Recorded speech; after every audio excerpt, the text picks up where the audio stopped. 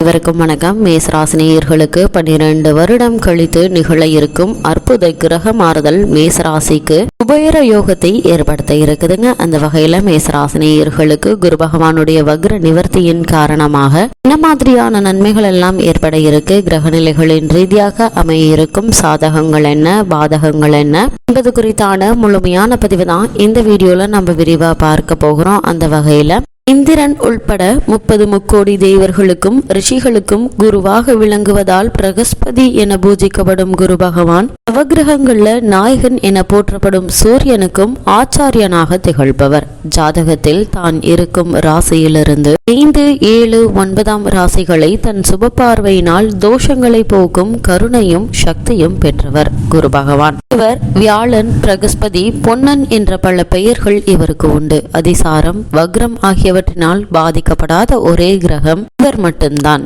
தவத்தினாலும் பக்தி, ஒழுக்கம், நேர்மை, வைராகியம் ஆகியவற்றினால் உயர்ந்த பிரம்மஞானிகள், பக்தியில் உயர்ந்த பாகவதோத்தமர்கள், அறிவினால் உயர்ந்த மாமேதைகள், தர்ம நெறியிலிருந்து சிறிதும் பிறளாது மக்களை தனது குழந்தைகளாகவே பாவித்து நாட்டையாளும் மன்னர்கள், கற்பிற்சிறந்த பதிவிரதைகள், நாள் தெய்வங்களையும் கற்றுணர்ந்த பெரியோர்கள், பசுக்கள், பிறர் துன்பங்களையும் தன் துன்பம் போல் பாவித்து இரக்க குணம் கொண்ட உத்தமர்கள் ஆகியோருடைய ஜனன கால கிரக நிலைகளை ஆராய்ந்து பார்த்தால் குரு சிறந்த சுபபலம் பெற்றிருப்பது நமக்கு தெரியும். ஒருவருடைய ஜனன கால ஜாதகத்தில் குரு சுபபலம் பெற்று பாவகிரகங்களுடைய சேர்க்கை இல்லாமல் இருப்பின் நல்ல கல்வி, உயர் பதவி, உத்தமையான கற்பில் சிறந்த மனைவி, அன்பான கணவர், நேர்மை, அன்பாக பேசும் திறன், ஒழுக்கம், மனம் நிறைந்த நிம்மதியான வாழ்க்கை ஆகிய மகத்தான பேர் பெற்றவர்கள் வாழ்வர் இவ்வுலகில். சூரியன், சந்திரன், செவ்வாய் மூவரும் இவரது நட்பு கிரகங்கள். புதனும் சுக்கிரனும் பகை கிரகங்கள். மீனம், தனுசு ஆகிய 2 ராசிகளுக்கும் இவரது ஆட்சி வீடுகளாகும். கடகம் இவரது உச்ச ராசியாகும். மகரம் நீச்ச ராசி. ஜாதகத்தில் குரு உச்சபலம் பெற்று அவரது தசையும் வந்தால் அந்த வயதிற்கும் காலத்திற்கும் ஏற்ப குரு பகவான் நன்மைகளை வாரி வழங்குவார். இதேபோல் ஜாதகத்தில் பூர்வ புண்ணிய ராசியான 5ஆம் இடத்தில் சுபபலம் பெற்றிருந்தாலும் பார்வையால் பார்த்தாலும் அவரது தசை வரும்போது மகான்களுடைய தரிசனமும், கங்காஸ்தான பாக்கியம், புண்ணிய தலங்களுடைய தரிசனம் ஆகியவை கிடைக்கும். தெய்வீக பெருமை பெற்ற குரு பகவானுடைய பிரதிய தேவதை சதுர்முக பிரம்மா. வியாழக்கிழமைகள்ல திருக்கோவில் ஒன்றிலோ அல்லது வீட்டின் பூஜை அறையிலோ தவறாத தினமும் நெய் தீபம் ஏற்றி வைத்து வேதவியாச பகவான் பத்ரி ஆசிரமத்தில் அருளிய ஸ்லோகத்தை சொல்லி வந்தால் எண்ணற்ற நன்மைகள் ஏற்படும். குடும்பத்தில் மகிழ்ச்சியும் மன நிறைவும் ஐஸ்வர்யங்களும் சர்வ ஐஸ்வர்யங்களும் கிடைக்கும். குரு பகவான் ஒரு ராசியை கடப்பதற்கு சுமார் 12 மாதங்களை எடுத்துக்கொள்வார். ஒவ்வொரு ஆண்டும் அவர் ஒவ்வொரு புனித நதியை இருப்பதாக புராணங்கள் கூறப்படுகின்றன. ஒரு நதியுடன் குரு பகவான் இணையும் அந்த ஒரு வருட காலம் அந்த நதியினுடைய புஷ்கரம், அதாவது புண்ணிய காலம் என புராதன நூல்கள் விவரிக்கின்றன. இவற்றில் புனித நதிகளான கங்கை, யமுனை, சரஸ்வதி ஒன்று சேரும் பிரயாகை கஷேத்திரத்தில் குரு இணையும் புஷ்கர விழா உலக பிரசித்தி பெற்றது. இந்த ஆண்டில் கங்கா நதியில் குரு சேர்வதால கங்கா புஷ்கரம் என கொண்டாடப்படுகிறது. புஷ்கரம் புண்ணிய காலத்தில் அந்த குறிப்பிட்ட புண்ணிய நதியில் புனித நீராடுவது பல பிறவிகள்ல உடலாலும் உள்ளத்தாலும் அறிந்தும் அறியாமலும் சந்தர்ப்ப சூழ்நிலையினாலும் செய்துள்ள கொடிய பாவங்களும் கூட சூரியனை கண்ட பனி போல் அந்த வினாடியே நீங்கிவிடும் என தர்மசாஸ்திர நூல்கள் கூறுகின்றன. குரு பகவான் தனது ஆட்சி வீடான மீன ராசியை விட்டு மேச ராசியில் சஞ்சரித்துக் கொண்டிருக்கிறார். ஆனால் தற்போது வக்ரகதியில் இருக்கிறார். டிசம்பர் மாதம் 20ஆம் தேதி வக்ர நிவர்த்தி பெறுகிறார். இந்த காலகட்டம் இந்த ராசிகள் தான் இருக்கிறார். மேஷம் செவ்வாயினுடைய ஆட்சி வீடாகும். குருவும் செவ்வாயும் நட்பு கிரகங்களாகும். குருவினுடைய இந்த மேசராசி சஞ்சார காலகட்டம் நிகழக்கூடிய இந்த ஒரு வருட காலத்திற்கு மேசராசியில் தான் அமர்ந்திருப்பாரு குரு பகவான்.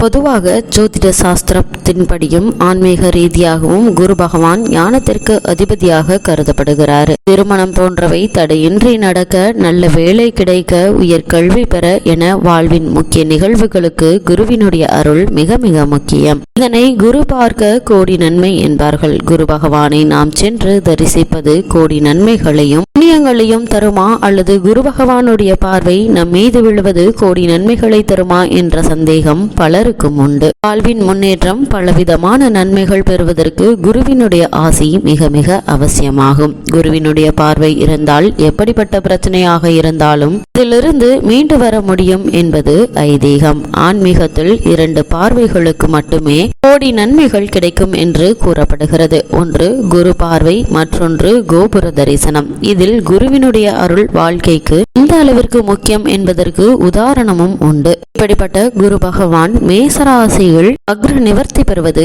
எண்ணற்ற நன்மைகளை நம்மளுடைய வாழ்வில் ஏற்படுத்தும். குரு பகவான் மேசராசியில் வக்ரத்தில் சஞ்சரித்திருந்த குரு பகவான் டிசம்பர் மாதம் 20ஆம் தேதி வக்ர நிவர்த்தி பெறுகிறார். இதன் காரணமாக மேசராசி சேர்ந்த அஸ்வினி, பரணி, கிருத்திகை முதல் பாதம் வரை உள்ள நட்சத்திரக்காரர்களுக்கு குடும்ப சூழ்நிலை ரீதியாக என்ன மாதிரியான நன்மைகள் எல்லாம் ஏற்பட இருக்கு என்று பார்க்கும்போது, இதுவரை மேசராசிக்கு விரயஸ்தானமாகிய மீன ராசியில் வலம் வந்து கொண்டிருக்கும் குரு பகவான் தற்போது ஜென்ம ராசிக்கு மாறியுள்ளார். ஜோதிட கலையினுடைய பொது விதிகளின்படி ஜென்ம ராசியில் குரு சஞ்சார காலத்தில் கஷ்டங்கள் ஏற்படும். அதற்கு ஏற்றாற்போல் ராமபிரான் வனவாசம் சென்ற போது அவருடைய ஜாதகத்தில் குரு அவரது ஜென்ம ராசியில் அமர்ந்திருந்தார். இது போன்ற புராதன காலத்தில் பிரசித்தி பெற்ற பல மன்னர்களுக்கு அவர்களுடைய ஜாதகத்தின்படி ஜென்ம ராசியில் குரு சஞ்சரித்த போது பல துன்பங்களுக்கு ஆளாகினர். ஆகவே மக்களிடையே ஜென்மகுரு வனத்திலே என்றொரு மோதுரையும் மக்களிடையே உருவாகியது. சற்று சிந்தித்து பார்த்தால் இத்தகைய பொது கருத்து என்பது நியாயமற்றது என்பது புலப்படும்.